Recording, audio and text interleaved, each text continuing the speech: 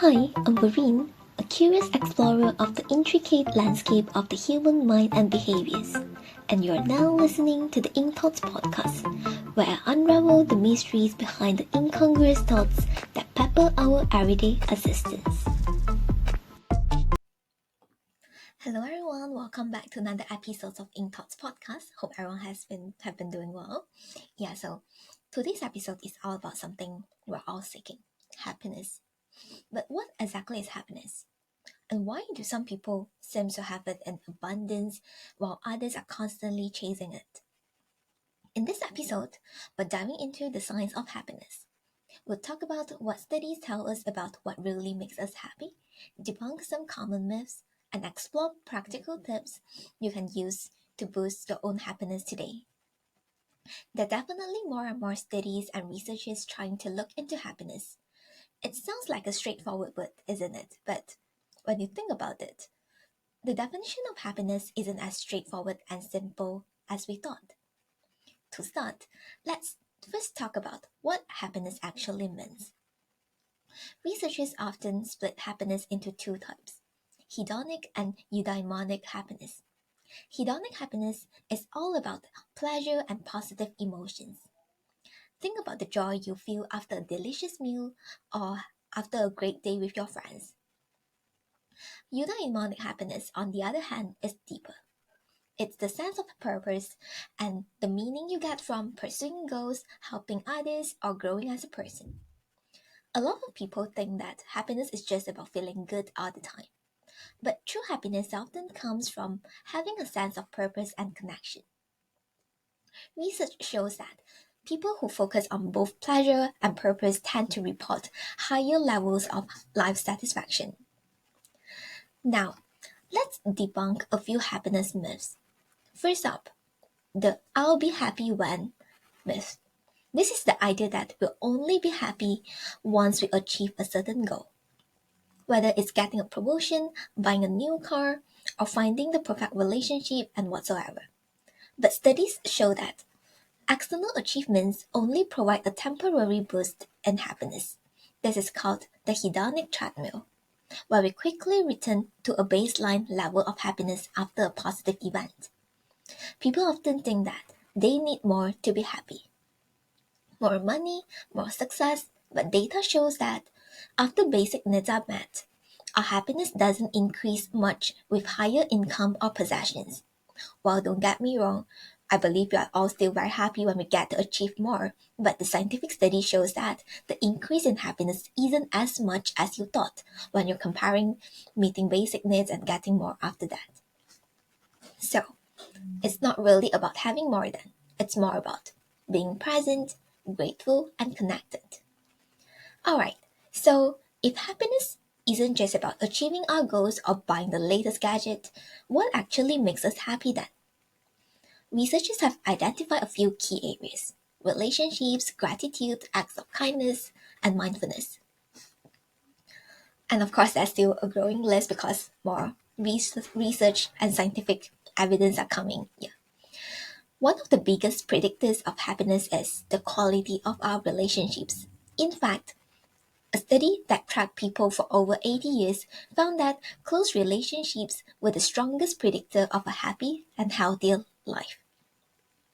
And of course, there are many different types of relationships. It doesn't only limit to romantic relationships. There's friendship, family, or even relationships with your colleagues. Practicing gratitude is another powerful happiness booster. Studies show that people who regularly write down things they are grateful for experience a more positive emotions, feel more alive, or even sleep better. This could be you getting into the habit of acknowledging positive stuffs in your life and appreciating them. And when you practice it more, you're training your brain to attend selectively to positive emotions and thoughts, which could in turn reduce those negative feelings or emotions. And the next thing is the act of kindness. You probably wouldn't believe that sometimes a simple act of kindness turns out helping us too. Doing something nice for someone else, whether it's volunteering or just a random act of kindness, releases endorphins and boosts our mood. Spreading kindness could sometimes be a very simple act, and with that, you probably might have made someone's day, and in return, it makes you feel good as well. Finally, mindfulness and being present in the moment are essential. When we are fully engaged in the here and now, we are less likely to dwell on past regrets or future worries, which is the most common reason to anxiety and depression. This presence can lead to greater happiness. There are more and more mindfulness related resources available out there nowadays, which could be very helpful for many people since it's more accessible as well. Okay, now let's talk about some simple science backed ways to bring more happiness into your life. First, make a habit of keeping a gratitude journal. Each morning or evening, write down 3 things that you're grateful for. They can be big or small, anything from maybe a beautiful sunset to a kind word from a friend or even a stranger. Secondly, schedule quality time with your loved ones. Make a weekly dinner with your friends or a regular phone call with your family members. The goal is to nurture those relationships. For instance, I have 2 close friends since secondary school. We meet very often when I was still in Malaysia, even after we graduated from high school, and we went to different university because we live quite close by, so we can just meet each other quite often. But after I came to the UK, distance and time zone are the first challenge, and then as we are all working adults now, there are other priorities that we need to attend to. However, we've made this promise that we'll have a group call once a month. So far, it's been going about for the past 2 years, and being able to connect with the people that you know who always have your back, wishing the best for you and wanting to just be there for you, helps nurturing the friendships. It really does. And I'm really grateful to have that. Another tip we could try is to practice mindfulness for just a few minutes each day. There are a lot of mindfulness apps nowadays, so you can just pick one that you're interested in and give it a try. And those apps will probably guide you through a quick meditation sessions, which help you bring yourself back to the present. If you have the time, you could do more. But if you don't and you are just starting, you can always start small. Try for a few minutes a day and slowly increase as you go. If it's working for you, give it a try. You'll probably feel a lot calmer.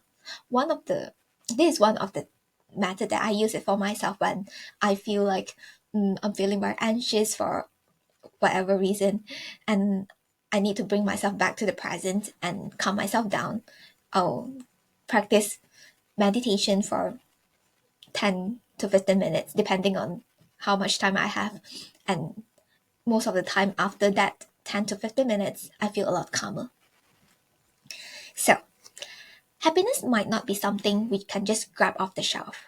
But by focusing on purpose, connection, and small positive habits, we can cultivate it in our lives.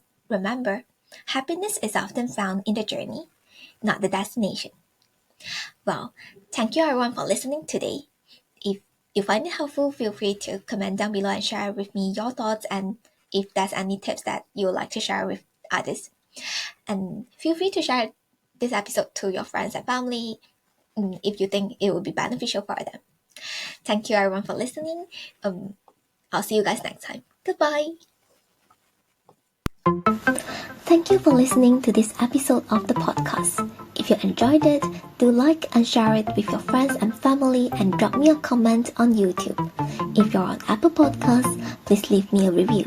If you're on Spotify, please rate my show.